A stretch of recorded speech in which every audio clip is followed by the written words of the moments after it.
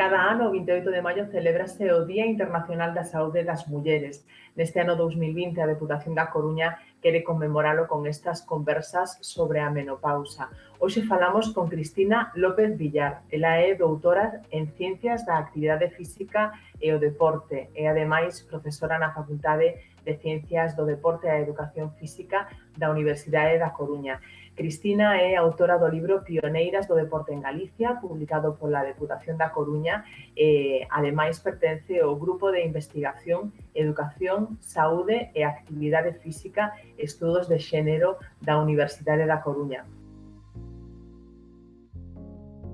Cristina, menopausa e actividade física, como conviven? A actividade física en todas as etapas, diríamos, das mulleres, non?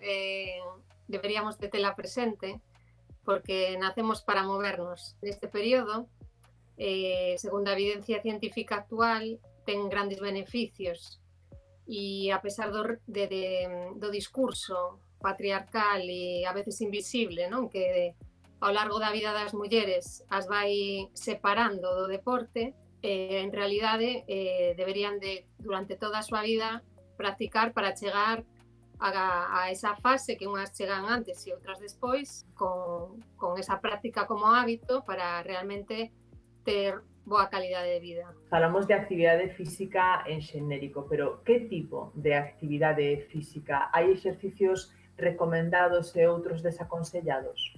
Pois ese tipo de exercicios que se recomendan son exercicios de resistencia, tamén de traballo de pesas, traballo da forza, que curiosamente volve a ser outro das situacións que nos atopamos en canto aos discursos que recibimos as mulleres desa presión estética de non facer pesas nin gañar volume muscular, pois precisamente, non? É o que necesitamos. Mellor, canto antes empecemos mellor, porque o corpo é como que ten memoria e canto antes empece con esas prácticas, moito mellor. Exercicios nos que a intensidade sexa alta e se produzcan pequenas pausas, non?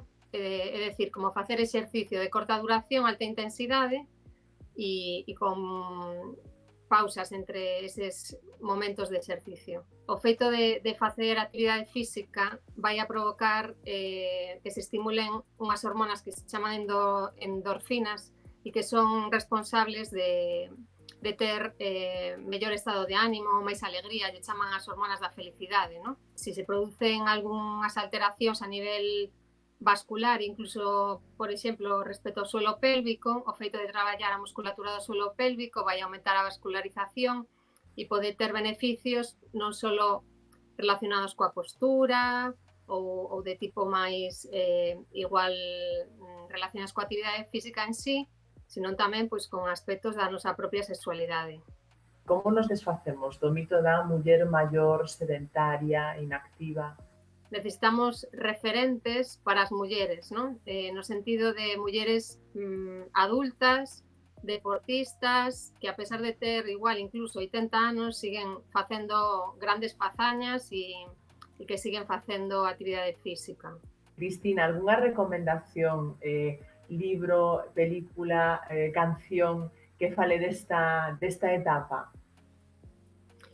Pois fai pouco chegounos á biblioteca un libro que se chama Francine se desarregla e é un libro en formato cómic que é un pouco a autovivencia, non? Da autora do seu proceso, non?